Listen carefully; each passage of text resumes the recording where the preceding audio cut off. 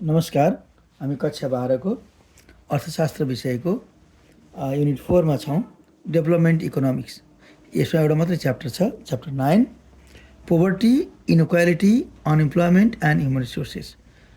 गरिबी, असमानता, बेरोजगारी र मानव स्रोत भन्ने एउटा च्याप्टर छ। यो एउटै च्याप्टरबाट तपाईहरुलाई भेरी सर्ट क्वेसन एउटा 1 मार्क्सको, सर्ट क्वेसन एउटा 5 मार्क्सको गरेर जम्मा दुईटा क्वेसन 6 मार्क्सको आउनेछ। यसबाट लङ क्वेसन आउने छैन। अब यसमा चाहिँ पहिलो छ भेरी सर्ट क्वेसन्स हामी सुरु गर्छौँ। 1. What is poverty? गरिबी भनेको के हो? The condition of unable to fulfil minimum basic needs is called poverty. न्यूनतम आधारभूत आवश्यकता पनि पुरा गर्न नसक्ने अवस्थालाई हामी गरिबी भन्छौँ। 2. What are the types of poverty? गरिबीका प्रकारहरू के हुन्? खास गरी दुईटा प्रकारहरू छन्। एउटा एब्सोल्युट पोभर्टी, निरपेक्ष गरिबी, अर्को रिलेटिभ पोभर्टी, सापेक्ष गरिबी। Number 3. What is absolute poverty? निरपेक्ष गरिबी भनेको के हो? Absolute poverty is the condition of unable to fulfil minimum basic needs. न्यूनतम आधारभूत आवश्यकता पनि पुरा गर्न नसक्ने अवस्था नै निरपेक्ष गरिबी हो। Number 4. What is relative poverty? सापेक्ष गरिबी भनेको के हो? रिलेटिभ हुनुपर्ने यहाँ relative poverty is the condition of people sufficient to fulfil basic needs but income and life standard is lower as compared to other person, community or country. मान्छेहरूसँग आधारभूत आवश्यकता पुरा गर्नको लागि त पर्याप्त स्रोत साधन छ, तर अन्य समुदायको, अन्य व्यक्तिको, अन्य छिमेकीको अथवा अन्य देशको मान्छेहरूको तुलनामा उनीहरूको जीवनस्तर कमजोर छ भने त्यो चाहिँ सापेक्ष गरिबी हो। नम्बर 5. What is inequality? असमानता भनेको के हो? The situation where income and wealth are not distributed equally to the people of country is called inequality. त्यस्तो अवस्था जहाँ चाहिँ आम्दानी र धनको वितरण चाहिँ देशको सबै मान्छेहरूमा समान रूपमा भएको छैन, त्यसलाई चाहिँ हामी असमानता भन्छौँ। नम्बर 6. What is unemployment? बेरोजगारी भनेको के हो?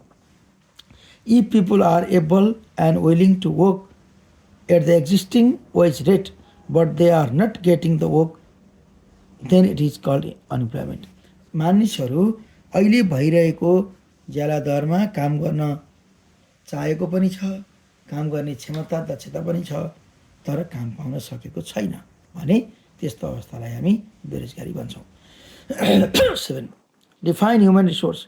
मानव स्रोतलाई परिभाषित गर्नुहोस्। Healthy, educated, efficient, skilled and capable physically and mentally people is called man power. स्वास्थ्य, शिक्षित, दक्ष, सिप भएको र शारीरिक र मानसिक रूपमा क्षमतावान मानिसलाई नै हामी मेन पावर, मानव स्रोत भन्छौँ। अर्को लिस्ट डायमेन्ड वाट इज अनइम्प्लोइमेन्ट? यसलाई फेरि अलिकति गरौँ, माथिबाट यहाँ छपिएछ।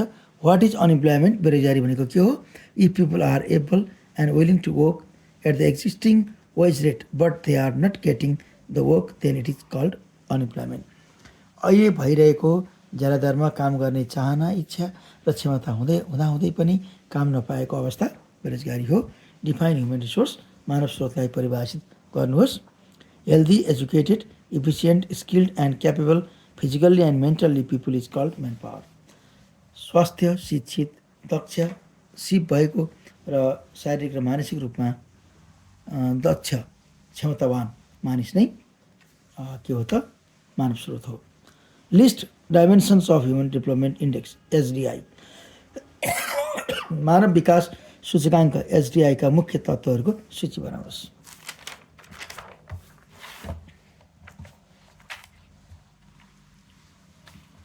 अब सूची यस प्रकार छ।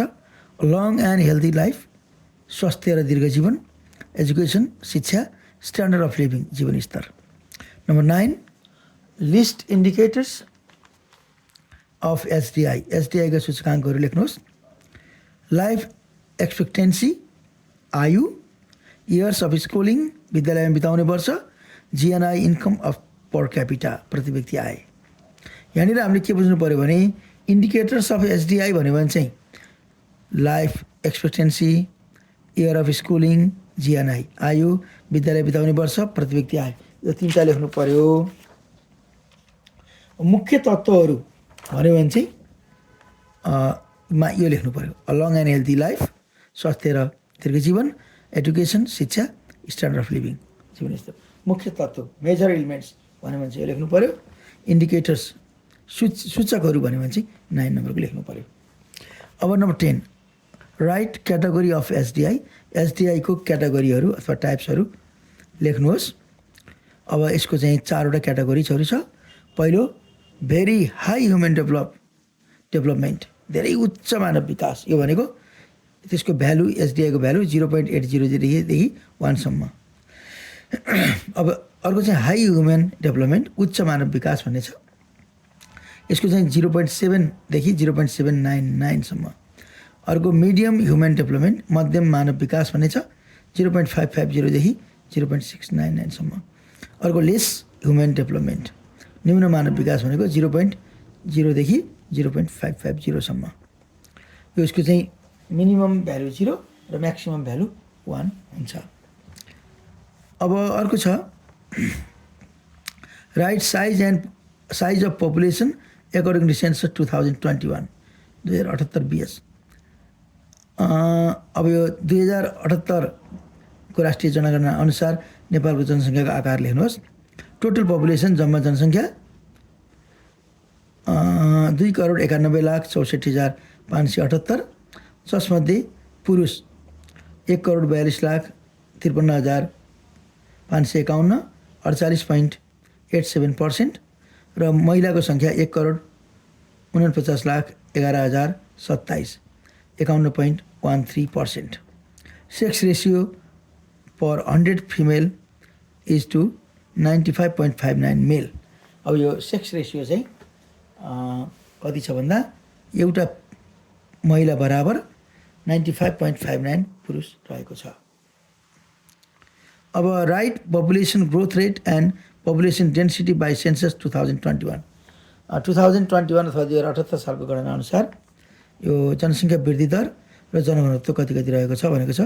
पपुलेसन ग्रोथ रेट चाहिँ हाम्रो 0.92 छ, जनसङ्ख्या वृद्धि दर 0.92 छ, एन्ड पपुलेसन डेन्सिटी जनघनत्व चाहिँ 198 पर स्क्वायर किलोमिटर, 1 वर्ग किलोमिटरमा 198 जना रहने गरी भएको छ। ओके, हाम्रो भेरी सर्ट सकिएको छ। अब हामी चाहिँ सर्ट क्वेसनमा जाँदैछौँ। यो च्याप्टरबाट आउन सक्ने सम्भावित सर्ट क्वेसनहरू। What are the characteristics of poor, गरिबका विशेषताहरू के हुन्?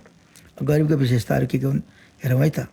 भेरी लो इन्कम लेभल, धेरै न्यून आय स्तर, इलिटरेट अर लो एजुकेटेड, निरक्षर अथवा कम शिक्षित, large family size and bad housing, परिवारको आकार ठुलो र खराब घर भएको, लो हेल्थ कन्डिसन, स्वास्थ्य अवस्था कमजोर भएको, seasonally employed, mostly in agriculture or labours, यो चाहिँ एकदम मौसमी रूपमा मात्रै रोजगारी हुने, सधैँ रोजगार नपाउने, मौसमी रूपमा मात्रै पाउने, खास गरी यिनीहरू कृषि र मजदुरमा बढी रोजगारी पाउने, more consumption and less saving, बढी उपभोग र कम बचत, विक प्लेस फर लिभ, बस्नको लागि कमसल ठाउँहरूमा बस्ने, लो स्ट्यान्डर्ड अफ लिभिङ, कमजोर जीवनस्तर भएको।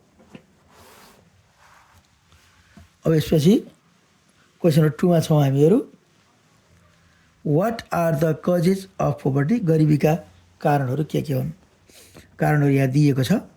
हाई पपुलेसन ग्रोथ रेट, उच्च जनसङ्ख्या वृद्धि दर हुनु, अनइम्प्लोइमेन्ट अर अन्डर इम्प्लोइमेन्ट, बेरोजगारी अथवा न्यून रोजगारी हुनु, inequality of income and wealth, आय र धर्म असमानता हुनु, lace opportunities in rural areas, ग्रामीण क्षेत्रमा कम अवसर हुनु, लेस नम्बर अफ इन्डस्ट्रिज, कम सङ्ख्यामा उद्योगहरू हुनु, नो मोडर्नाइजेसन इन एग्रिकल्चर, कृषिमा आधुनिकीकरण नहुनु, under utilisation of local resources, स्थानीय साधनको कम प्रयोग हुनु, इनएफिसियन्ट प्लान इम्प्लिमेन्टेसन, योजना कार्यान्वयनमा अप्रभावकारी हुनु। ओके, क्वेसन नम्बर 3 छ, what are the measures to reduce poverty? गरिबी कम गर्ने उपायहरू के हुन्? What are the measures to reduce poverty means to decrease poverty, they are follows. अब गरिबी घटाउने भनेको गरिबी कम गर्ने भन्ने हो। यिनीहरू चाहिँ यस प्रकार छन्। डिक्रिज पपुलेसन ग्रोथ, जनसङ्ख्या वृद्धिलाई घटाउनु। इन्क्रिज इकोनोमिक ग्रोथ रेट, आर्थिक वृद्धि दर बढाउनु। क्रिएटिङ इम्प्लोयमेन्ट अपर्च्युनिटिज, रोजगारीको अवसरको सिर्जना गर्नु। Decrease unequal distribution of income, आयको असमान वितरण घटाउनु। डेभलपमेन्ट अफ इन्फ्रास्ट्रक्चर, पूर्वाधारको विकास गर्नु। मोडर्नाइजेसन इन एग्रिकल्चर, कृषिमा आधुनिकीकरण गर्नु। इस्टाब्लिसमेन्ट अफ इन्डस्ट्री, उद्योगको स्थापना गर्नु। ह्युमन रिसोर्स डेभलपमेन्ट, मानव स्रोत विकास गर्नु। अब what are the causes of inequalities? असमानताका कारणहरू के हुन्? कारणहरू यस प्रकार छन्। Unequal distribution of income and wealth, आय र धनको असमान वितरण हुनाले। Difference in education, training and opportunities, शिक्षा तालिम र अवसरको भिन्नता हुनाले। सबैले पाउँदैन, पाउनेहरू मात्रै राम्रो हुन्छ, नपाउनेहरू गरिब हुन्छ। लेस इम्प्लिमेन्ट अफ अपर्च्युनिटिज, रोजगारीको अवसरमा कमी। अनि लेस इम्प्लोइमेन्ट अपर्च्युनिटिज, रोजगारीको अवसरमा कमी। डिफरेन्स इन इन्डिभिजुअल क्यापासिटी, वैयक्तिक क्षमतामा फरक, मान्छेको वैयक्तिक क्षमतामा पनि फरक हुन्छ। हाई पपुलेसन ग्रोथ, उच्च जनसङ्ख्या वृद्धि। ल्याक अफ इन्डस्ट्रियलाइजेसन, औद्योगिकरणमा कमी। फ्यामिली ब्याकग्राउन्ड, परिवारको अवस्थिति, परिवार ब्याकग्राउन्डले पनि मान्छे कस्तो कल्चर छ, कस्तो कतिको सेभिङ गर्न जानेको छ, कसरी खर्च गर्न जानेको छ, त्यसले पनि गरिब हुनसक्छ अथवा गरिब नहुन सक्छ। Number 5, what are the measures to reduce inequality? असमानता कम गर्ने उपायहरू के हुन्? कसरी असमानतालाई कम गर्न सकिन्छ? Equal distribution income and property, आय र धनको समान वितरण गरेर। मिनिमाइज पपुलेसन ग्रोथ, जनसङ्ख्या वृद्धिलाई कम गरेर। Equal access in education, training and opportunities, शिक्षा तालिम र अवसरमा समान पहुँचको व्यवस्था गरेर। डेभलपमेन्ट अफ एग्रिकल्चर, कृषिको विकास गरेर। डेभलपमेन्ट अफ इन्फ्रास्ट्रक्चर, पूर्वाधारको विकास गरेर। क्रिएटिङ इम्प्लोयमेन्ट अपर्च्युनिटिज, रोजगारीको अवसरको सिर्जना गरेर। सोसल सेक्युरिटिज, सामाजिक सुरक्षाको प्रदान गरेर।